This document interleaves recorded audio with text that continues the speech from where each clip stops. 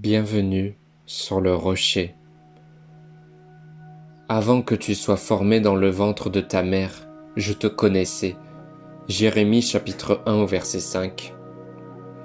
Nous passons une grande partie de notre vie à chercher qui nous sommes, à tenter de comprendre notre place, à reconstruire notre valeur à travers ce que nous vivons.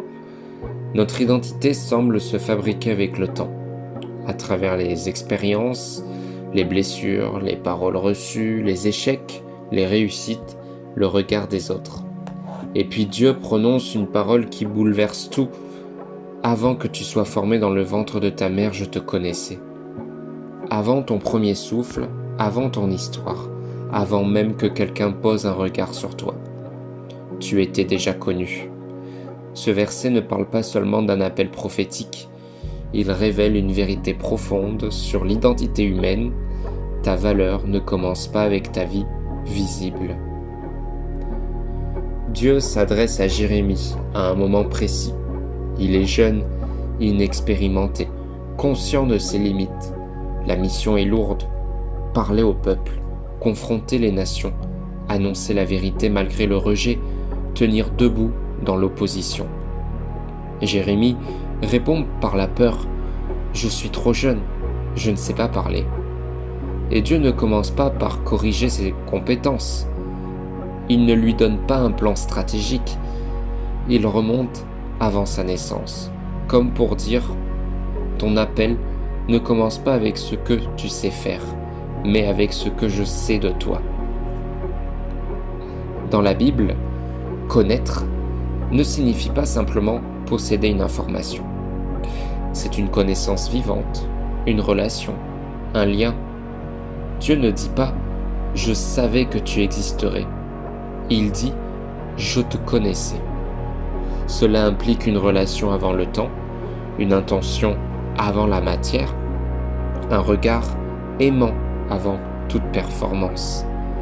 Avant que tu fasses quoi que ce soit, tu étais déjà regardé. Ce verset renverse notre vision moderne de l'identité. Tu n'es pas d'abord un accident, une erreur, une conséquence ou un produit du hasard. Avant le corps, avant l'ADN, avant l'histoire familiale, avant le contexte social, il y avait le regard de Dieu. Ta valeur ne commence pas à ta naissance, elle commence dans la pensée divine. Dieu ne dit pas « tu deviendras quelqu'un ». Il affirme « tu étais déjà quelqu'un pour moi ». Cela change tout. Tu n'as pas à mériter ton existence, tu n'as pas à prouver ta valeur, tu n'as pas à te justifier d'être là. La foi chrétienne n'est pas une course pour devenir digne, c'est une réponse à une dignité déjà donnée. Jérémie sera rejeté, incompris, fatigué, parfois découragé. Mais son appel ne repose jamais sur sa force. Il repose sur cette vérité fondatrice. Dieu savait, Dieu voyait, Dieu avait choisi. Quand Dieu appelle, il ne découvre pas nos limites après coup. Il les connaissait déjà. Et il a quand même appelé. Jérémie chapitre 1 verset 5 vient toucher des blessures profondes. Le sentiment d'inutilité, la peur de ne pas être à la hauteur, le rejet vécu ou intériorisé, la confusion identitaire, l'impression d'être de trop. Ce verset affirme une vérité simple et puissante.